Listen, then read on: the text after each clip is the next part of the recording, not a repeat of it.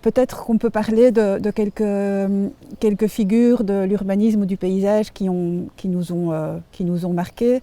D'abord, peut-être Bernardo Secchi et Paola Vigano, avec lesquels on a eu l'occasion de travailler sur un concours pour Herstal, au tout début aussi de notre carrière. Et donc, on avait fait très naïvement une proposition pour voir s'ils étaient intéressés de réfléchir à cette question avec nous. Ils ont tout de suite accepté, par intérêt, je crois, pour ces territoires industriels liégeois qui les captivent encore beaucoup, en tout cas le studio Vigano maintenant. Et donc là, on a pu prendre conscience d'une rigueur et d'une force de travail absolument incroyable qui nous a impressionnés et qui forcément nous a impactés par la suite.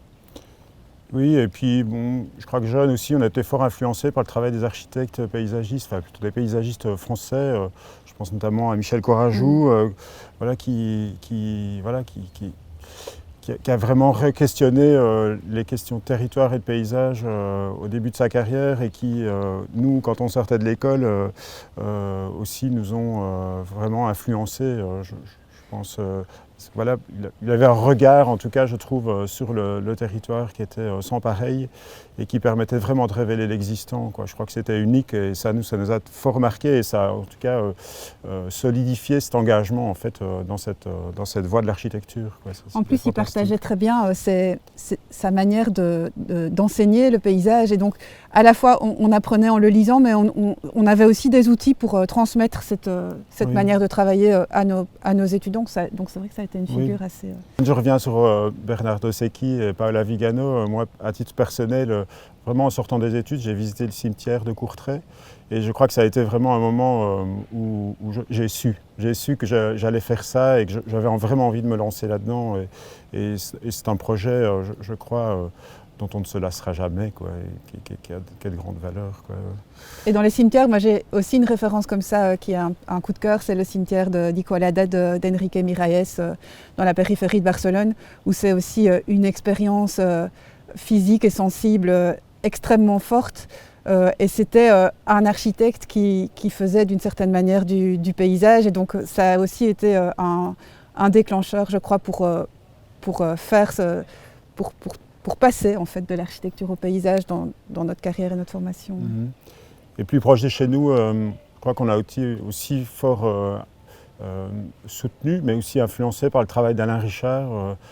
C'est quelqu'un qu'on apprécie beaucoup pour ses idéaux sans faille, en fait, sa force de travail, son engagement à la salle dans le dessin. Les choses n'existent que parce qu'elles sont dessinées, etc. Et je trouve que c'est vraiment fantastique, quoi, d'avoir pu croiser ces personnes dans notre parcours, quoi. À Liège, évidemment, Anne Rondia nous a beaucoup soutenus aussi dans notre travail et elle a partagé beaucoup de son expérience, en fait. Ça a été de chouettes moments aussi et c'est une source de connaissances à Satiam, quoi. Et c'est aussi la figure d'un engagement, parce que faire le choix de dédier sa carrière finalement à la ville de Liège plutôt que de se dire je suis auteur de projet, je vais aller picorer un petit peu partout, ça a aussi fondé une pratique qui est exemplaire et qui a donné à la ville, qui a fait une empreinte sur la ville très, très, très positive et qui va rester, quoi. Je crois que les cartes, dès le départ, en fait, l'observation, en fait, d'une part de la morphologie du terrain, sur carte, est déjà un point de départ. Enfin, moi, qui m'intéresse beaucoup, cette compréhension des topographies, cette compréhension du vivant aussi et des dynamiques mises en place. Je trouve que c'est fantastique, quoi. Mais faire confiance aussi à son corps qui se promène dans l'espace et comprendre au début du projet pourquoi ce que notre corps perçoit dans l'espace n'est pas ce que l'on voit sur la carte. Et donc il y a un moment de rencontre comme ça où on se dit tiens, c'est étrange parce que la carte nous raconte quelque chose que notre expérience dans l'espace n'a pas fait émerger. Et là, il commence à y avoir les prémices d'un projet, parce qu'on pourrait se dire que finalement ce qu'on voit dans la carte, qui est très lisible et évident, c'est déjà un projet pour le territoire. Et donc là, ça se met en route d'une certaine manière. Mais rêver le territoire, c'est aussi, je pense, essentiel. Se projeter dedans, autant avant qu'après l'avoir parcouru, c'est ça aussi qui fait projet, je trouve. C'est cette projection, en tout cas, d'être à la place des usagers, d'être à la place de ces arbres et de tout ce matériel végétal qui est là et de s'imaginer comment il va vivre. Je trouve que ça, c'est fantastique, en fait. Moi, je voulais souligner aussi le fait que toutes les rencontres en fait, de chantier avec des artisans, avec des entrepreneurs, etc., ça a été vraiment c'est extrêmement formateur. En fait, c'est fantastique en fait, de rencontrer quelqu'un qui vous explique au plus près de la matière, comment elle se met en œuvre, comment les choses peuvent se construire. Et ça initie des réflexes en fait, qui, au niveau de la conception, reviennent après dans le dessin. Ça permet vraiment de construire le projet avec une attention et en pensant que finalement il y a quelqu'un qui va être derrière tout ça et qui va l'exécuter. Et toutes ces rencontres avec les entrepreneurs et les conseils en fait, bienveillants qu'on a reçus nous ont quand même vraiment fort aidés en fait. Et je pense que ça influence aussi quelque part la manière dont l'espace se conçoit et puis se construit aussi. Notamment un parc qui s'appelle Gasfabrik à Amsterdam, dessiné par Catherine Gustafsson, où on vit cette expérience d'espace sensible, multiple comme ça, à travers un terrain qui au final n'est pas si grand, mais où il y a cette démultiplication d'expériences physiques du paysage. J'ai trouvé très belle. Aussi un livre de Zoé Derlein qui s'appelle Debout dans l'eau, qui est une autrice belge qui parle de son enfance dans une ferme flamande chez ses grands-parents, et où elle partage des expériences d'immersion dans l'espace, notamment l'espace de l'eau. Et où je trouve que ces récits d'expériences corporelles sont très stimulants pour penser aussi le projet.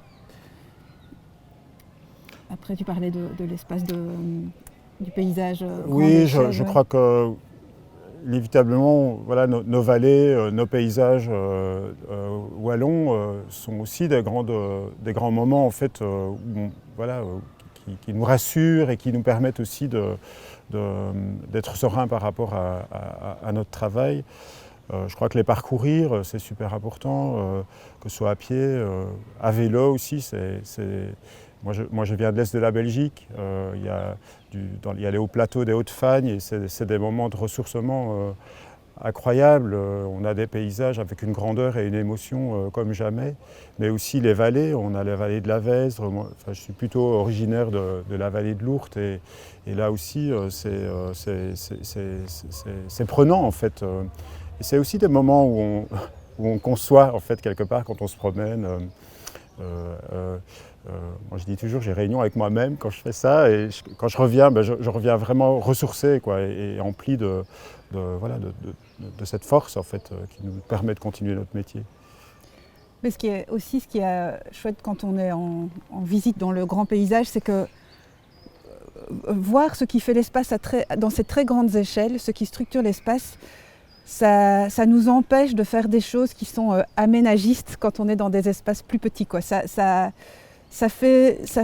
recentre la question, ouais. Enfin ça ne recentre pas, ça permet justement de relire la question de manière plus large, et de prendre cette distance en fait. Ouais. Beaucoup d'architectes parlent, même quand on enseigne, on demande aux étudiants de prendre cette distance en fait par rapport à leur projet et de laisser le projet aussi vivre pour lui-même. Donc c'est le projet qui compte, quoi. C'est pas soi-même de se projeter dans le projet. Et ce contact avec cette grande échelle en fait permet toujours de revenir à ça. Et ça c'est chouette. Mais ça fait aussi s'évanouir des questions de design, je crois, d'une certaine manière. Il y a des choses évidentes dans le grand paysage qu'on peut essayer de saisir à des échelles plus petites. Oui. Alors moi qui habite près des grands barrages de Peine et de la Gileppe, c'est des moments où justement on se sent petit. Et alors ça questionne parce que nos paysages sont infrastructurés et on construit toujours et toujours des infrastructures. Et ça questionne en fait, pourquoi fait-on ça, que va-t-on en faire, et puis ils sont responsables de plein de choses, hein, notamment on les a tenus en tout cas responsables des inondations, et pourtant on en a besoin quand on n'a pas d'eau. Enfin, voilà, moi ça me questionne à chaque fois que je vais là-bas, et j'y vais souvent, hein, plusieurs fois par semaine, ça c'est fou, voilà. Et alors moi, à l'opposé, c'est le jardin. Enfin, c'est notre petit jardin, parce que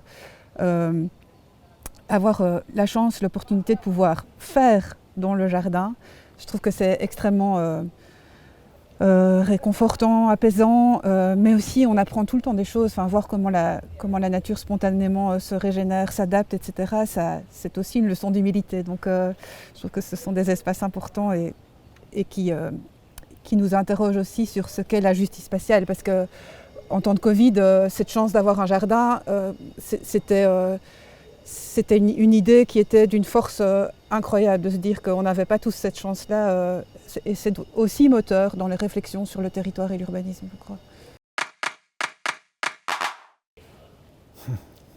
J'ai réfléchi beaucoup, moi, à cette question. C'est difficile de ne pas avoir l'air donneur de leçons pour répondre à cette question-là. Ouais. Mais en tout cas, moi, il y a une chose qui me paraît intéressante à cultiver, c'est le plaisir, en fait. C'est le plaisir d'être dans l'espace, de ressentir l'espace, de se faire confiance sur ce qui nous touche particulièrement, chacun de manière singulière.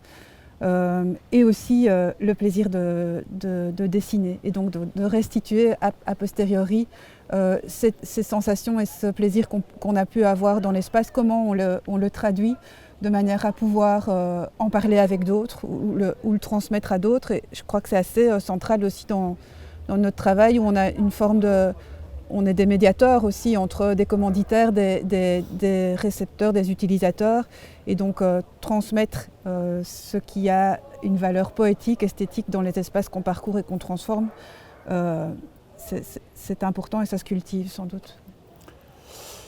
Moi, probablement, j'aurais envie en fait que ces jeunes paysagistes ou architectes se questionnent sur des questions d'héritage. En fait, je crois que c'est eux qui vont, à un moment donné, penser et reconstruire ou construire nos paysages de demain. Je crois que ce qui serait intéressant, c'est de se questionner sur les conditions, en fait, les conditions qui créent cet héritage-là, et donc pas forcément sur ce qui est construit, mais sur ce qui vient avant. Est-ce qu'on doit construire ou est-ce qu'on doit déconstruire, etc. Moi, j'ai été fort influencé par le paysage industriel de la vallée de Liège. C'est mon lieu. Et aujourd'hui, que fait-on avec ça? Que fait-on avec tout ça? Est-ce qu'on doit le garder? Est-ce qu'on ne doit pas le garder? En fait, je n'ai pas une vision idéalisée en fait, de ces paysages-là qui me dirait on doit tout maintenir ou valoriser des choses. Donc, et je crois que les jeunes d'aujourd'hui doivent probablement re-questionner cette notion d'héritage.